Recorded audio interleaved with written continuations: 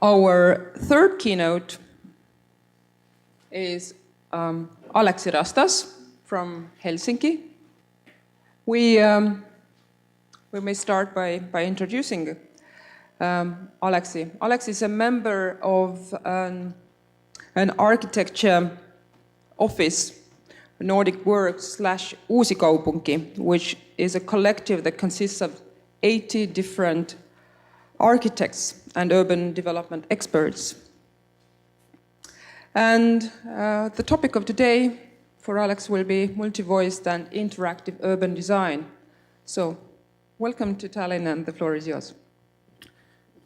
Thank you for inviting me here, and I just had to come up with some topic, and then I actually built the presentation around it. But I'm actually like a double agent here. I work in both companies. In my own practice, Muuan, which is a future-oriented design agency, and then Muuan is part of this joint company network of Finnish and currently Norwegian design offices. And what this actually means, hopefully you will understand when I go through this presentation. But first I would like to start about stakeholders, and I start from Renaissance because I think it's always a good point to start from. At least for me, the first thing when I started studying in architecture school, people told me there that welcome here, and did you know that architect and priest and prostitute is the oldest professions in the world, and like imagine the power that you have now.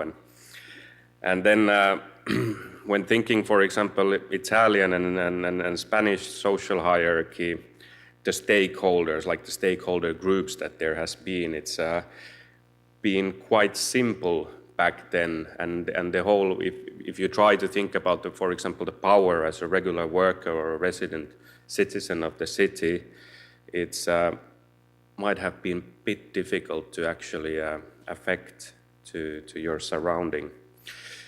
Then a little bit probably a result, like why we are doing some things nowadays is architecture and urban planning. At least I feel, of course, this is my personal opinion, it's very often it has been this kind of a top-down process. Architecture and urban design happens in some random places that most of people actually don't know. Who designs it, how could we affect to it, and how could we involve? And then something just happens, buildings, environments, parks, highlines, whatsoever. Some things are good, some things are not. Probably we would have anyway wanted to participate into that. Then, like these previous keynotes that we've had here, I think we can all agree that cities and urban surroundings are getting like much more complex nowadays. Things that we should consider and be worried of. But then also the stakeholders. Like I don't believe that we only have nobles and workers and some groups in between, but nowadays we actually have a lot of different stakeholders that we should involve into the projects. NGOs, authorities, academic users, global users, entrepreneurs, businesses, natures, culture organizations, and also the private sector. And in a way, this kind of thinking that we started to plunder in Finland, that okay, like what is actually the future position of an architect? We decided to jump in and try to handle these different stakeholders. We narrowed down our the problem the problem that we then felt like things that we should try to solve, and I'm going to read these loud now. We have to understand that citizens are the specialists of their own urban area. Designers and other consultants, we just bring our expertise to solve and like an outsider perspective to figure and help them with their problem. their insight can enrich urban design. In practice, they are consulted when urban projects are decided. At that point, they are reduced to the complaints. Then another one, stakeholders narrowly focus on their interests, depending on what stakeholder are we thinking of. When there is no shared vision, urban renewal processes slow down and conflicts arise. Also, urban renewal plans are challenged, usually late in the process, and often just one single option is explored. 2013, we established Nordic Works, which was previously known as Uusi Kaupunki. I mean, it's Finnish and means a new urban collective or something like that. But since then, things have changed a little bit.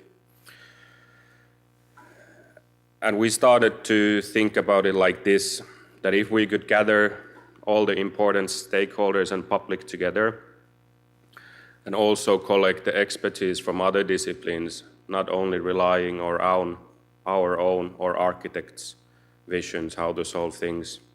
And then if we could find the best architecture or urban planning expertise to take those, to help them solve with the visions. And this is where actually like our thing mainly happens. So first, of course, we had to start from the orange part and actually collect enough well-known, awarded new young generation offices from Finland who shared the same vision. This is also our way to curate the whole profile of Nordic Works. We are not one single big consultant agency that shares like only one vision. We are organization or joint network of offices, and these offices, they focus on their own things that they want to do. For example, my agency, Muuan, we mostly focus on urban design, strategic development and processes, and how actually we should brand urban areas. I'm not talking now about like nice logos or funny slogans, but more like strategic branding. I will quickly show with very nice selling branding visualizations what we've been doing lately, so you get in a way feeling what kind of project our or the members of our organizations daily work with. Probably standing right in front of the small texts.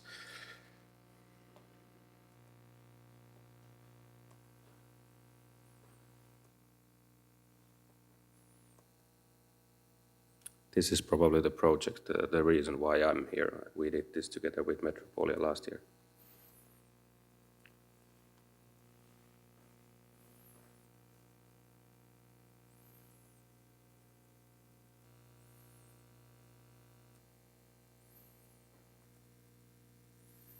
This is, by the way, the biggest massive timber school to be in the world.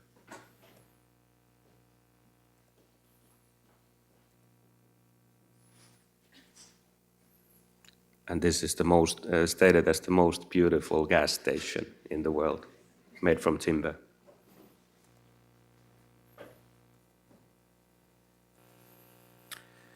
So, we know that citizens, developers, local developers, or entrepreneurs from different municipalities, and also the urban planners of different places, they have a lot of ideas waiting to be realized, but probably they don't have no time and tools. We've been in many municipalities, towns and cities in Finland where the whole urban planning or urban design is mainly taken or handled, let's say, one or two person. And we developed first a method, a very easy, low-threshold method, how to develop these local ideas forward and how do we could involve all these stakeholders together to work with that. And I also think we share a lot of like Nordic or especially Finnish qualities of neutrality and democratic way of working. How do we listen? And we are not trying to take any respect of the ideas or the projects that we propose in the early phase. Usually the problem is that urban planners or the city officials, they have some strategies that they would like to achieve in the community or in the city. But then the active players, let's say landowners, property owners, entrepreneurs, they are only looking for their own wealth or things that would benefit them the most. And then when we involve these different stakeholders, I believe that we could actually get a better city for everyone. This is actually a big problem in these smaller municipalities, that sometimes these different stakeholders, they don't want to talk about their own ideas because the community is so fragile. Like, for example, urban planners, they might know that actually getting rid of, let's say, the big ugly supermarket and just exploding that and coming up with some better environment for that. But if you say that too loud and there's a local entrepreneur running that supermarket or something, it actually leads to some conflicts and like political conflicts as well. So sometimes it feels like being like a Dr. Phil, of listening all these stakeholders are trying to come up with a solution that would benefit everyone. But actually, how we came famous in Finland, we developed this method that we win several awards called Design Sprint, where we mixed these. I showed the colorful tree bubble diagram in the first, like where Nordic wants to work. That first, of course, we need to understand the context and the users, and there's also been quite a lot of different methods that other keynote speakers has proposed for doing this. Then together with local, we start co-creating the ideas. Then we propose something and let the other people to select the best ideas to take forward. Then we try to show what the future could be, that we could actually start the discussion, and then let other stakeholders, they might be urban planners, some entrepreneurs who grab onto the project to validate what ideas should we bring forward. We started this whole process, we developed our own participatory map tool, where like before we actually went to this physical participation and design process. We tried to collect as much as ideas, like when we've been basically traveling around Finland and different places. So when we have a place where we go, we try to collect as much as information, like what is good there, what sucks, what kind of things should be fixed. Then we actually try to make the urban design as visible as possible, and also to use some like very low threshold participatory tools, because it's just fact, even though we have a map where you can use one mouse click and then write your comment, we are still like losing almost 80% of the different stakeholders. We need physical connection, we need to talk with kids, with elderly, we need different methods and tools. And we wanted to take this urban planning as visible as possible. We've opened clinics in shopping center, in public spaces to get this involvement. Some people, they are pendling, they are going to their work. If they have 10 minutes to stop and tell that what would they like to do, that's already like way better than usually any other that we know actually can achieve. Then all the the visions and lectured and all the parts of the processes, they are always public. We let people to vote, collect the ideas, have different tools, maps. Then we actually made this so public that we had our own TV series in Finnish, national broadcast called Yle, so that everyone could understand what architects actually do, or what is urban design, and what is when someone listens, different stakeholders. It's available in Finnish, this Yle TV channel website, but I think it's restricted from different countries. I don't know, but of course I can send those episodes if you're interested. Of course, they're in Finnish as well. But we want to start the discussion, like when we show ideas, future visions, how things could be different. And we work a lot with visual material, because that's so easy to understand. And of course, we have to pay a lot of attention to make people understand that these are just concepts and visions, and they are not straightly taken to urban strategies. Sometimes they actually are. But by doing this, we usually get a lot of, we get the media also interested about what the locals and we have ended up. And this is like much easier way than doing something that people have very hard to understand. Like, of course, these are the results when we go forward, but I think we shouldn't start from these. This is also like our strategy, which is probably used in every startup company in Silicon Valley. In a way, we try to fail fast.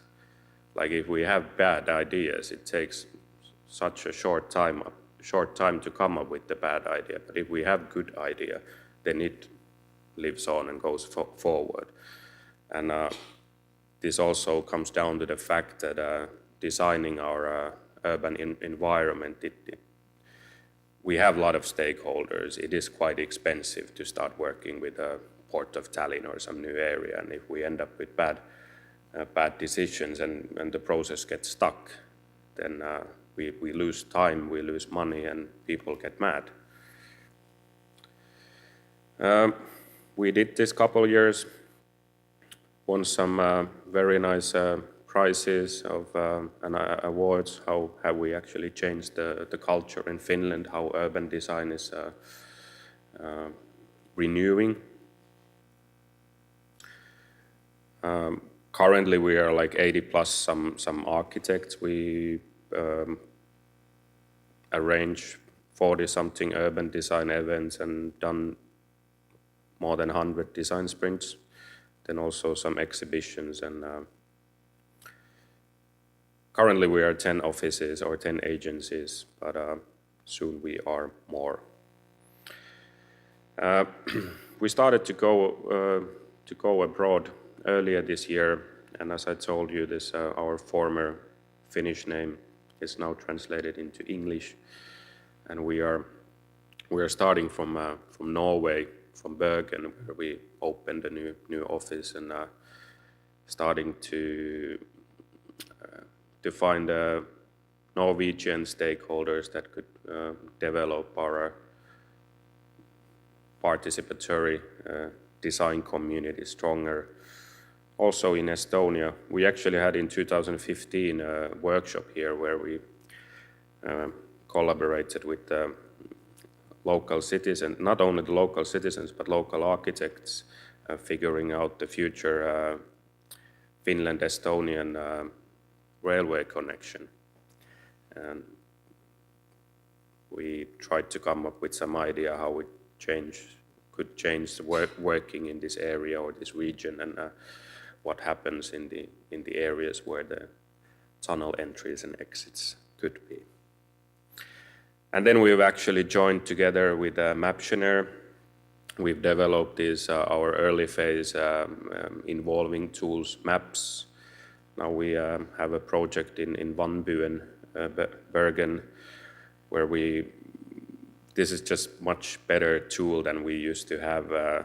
Like we try to find, how would I say? Well, this is in a way more XR. Like, for example, in there we are asking location and ideas for new functions and figuring out connections, how people would actually really like to move within the city area, and then use this information also as our design input.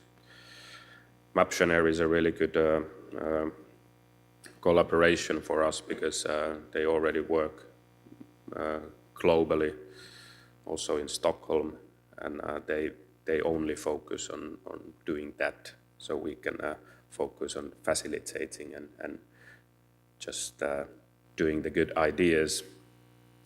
What we basically do is, apart from the design sprint, as I said, we offer the online participatory platform. Then we arrange mini competitions for landowners and property owners. And lately we've been working with bigger master plans and other kinds of surveys. We'll quickly show a couple short examples or stories what we've been doing from Pargas, Finland. There's Pargas is a place called close to west coast of southern west coast of Finland, and it's mostly a Swedish-speaking city, and they asked us to find future ideas for the city center development. So what we actually did there, we rented an empty commercial space from the city and opened an urban design office there for a few days, and then asked figure out the situation from asking from the locals, and tried to find out what are good and what are bad things there. Then alongside this, together with the Pargas urban planners, we narrowed down few subjects or things that where we could focus on, to also open the interactive maps to find the problematic parts within the city. And then we proposed few ideas. One idea to change this existing milestone or milestone minery into a touristic or some leisure time place, then a guest harbor place, and then one and a new market square, and then there was this one interesting like result that city of Pargas, they owned this property in very center of city, but they didn't know like what to do with that. No one was basically interested in that. Residents or the citizens of Pargas, they hoped that they would get some new services like cafes or some places where to spend time. And then one of the stakeholders was he was so crazy guy that he'd been trying to go to talk with the city officials of Pargas for ages. He owns, I think it's the largest Salvador Dali collection in Nordic countries. He has like 100 art pieces by himself. So then one of our ideas was just to put these together, and that was the only, we in a way failed with these three other plans, but succeed in this one. And then it turned out to be this new art house, Pargas, which then offers a public art gallery for the tourists and cafeterias for locals, but then also housing, this kind of an atelier type of housing. And this is now the construction starting this autumn. Then in Tampere, Finland, 2013, pretty much the same setup, opening a public urban design clinic, figuring out goods and bads. Then also pretty much same thing here, failed with 3, continued with 1, find a renewal of an old commercial building, and then it was changed into a hostel that was completed in 2014 and afterwards voted one of the most amazing hostels in Nordic countries. Then Porvoo, which we just handed in. This is close to Helsinki, Finland. Pretty much the same setup, and there's this old empire city or part of city center of Porvoo that where all the landowners and property owners, they've been just arguing with each other for ages. Everyone wants to do infillment building and then have more on their sides, but because it's a historic place, it's the city actually, they don't have that much tools how they could tell someone to do something, but to deny it that from the other. So then when we worked with some empty quarters or blocks in that area, figured out how an art museum could fit into that context, and also like public areas, like marketplaces. And in this case, we didn't fail with any of these ideas, but it actually turned out to be like the city got, everyone loved the ideas so much that they wanted us to explore it in larger scale. So we started to design this like a whole master plan of that area. And this is, we've been working almost a year with this now, and coming up, developing new ideas for public spaces, and then again constantly arranging different participatory channels to develop, kill all the bad ideas and leave the good ones, or keep the good ones alive, and then changing the plans based on the feedback that we get. We don't do this in a regular way, that we come up with the master plan and then we release it, and then nothing is fixed anymore.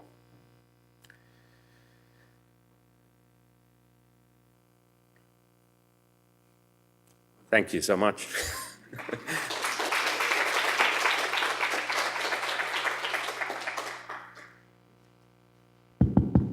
Thank you.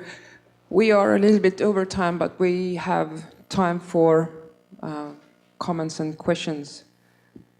Quick comments and questions. Do we have it here? Down? I'm trying. See that? Are these for me already? So the first one, do you work for end client developer city or for architects? How do you convince client for your services? We've worked for, in a way, both sectors, for public and private sectors. Usually a traditional project for us is that the public sector knows that they have to do something. And then depending on the type of the project, for example, this case Porvoo, the last one that I showed, it was directly made for the city. And then these, some of, for example, the Tampere project, there was, I mean, like in a way the costs was divided, if I remember, like some of the parts was covered by the city, and then if you were a developer that you wanted this kind of a process, you could participate it. But then in the end, I think we didn't listen that much. We just made some good ideas for the places.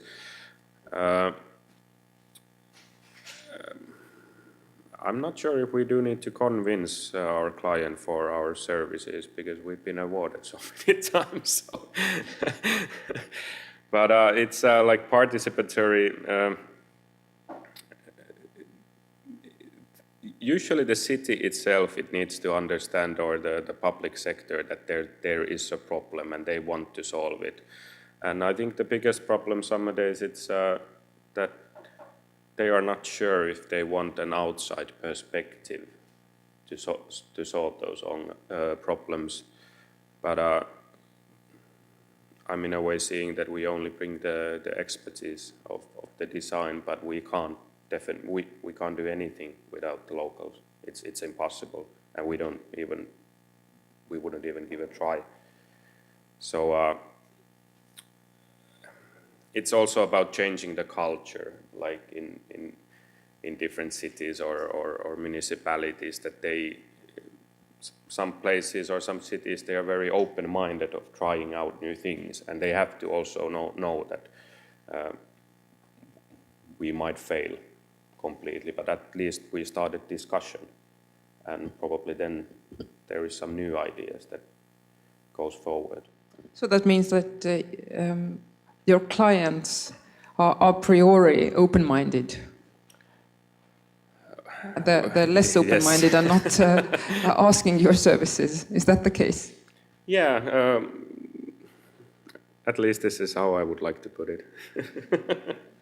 Okay, let's take the second question. How do you communicate with language minorities in your participation process? Have you had any experience working with the Finnish border Swedes, for example?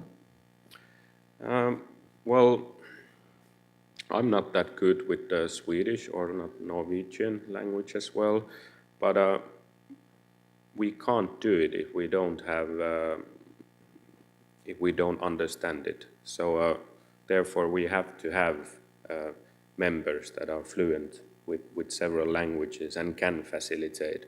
Also, these participatory methods that we use, I believe that we've tried to develop them as easy as possible so that this kind of a discussion can happen with language minorities also. And for example, I told that we've just opened our operations in Norway, so of course there we have Norwegian partners taking care of that. And we in Finland, we focus on Finland and other places. Thank you, Aleksi.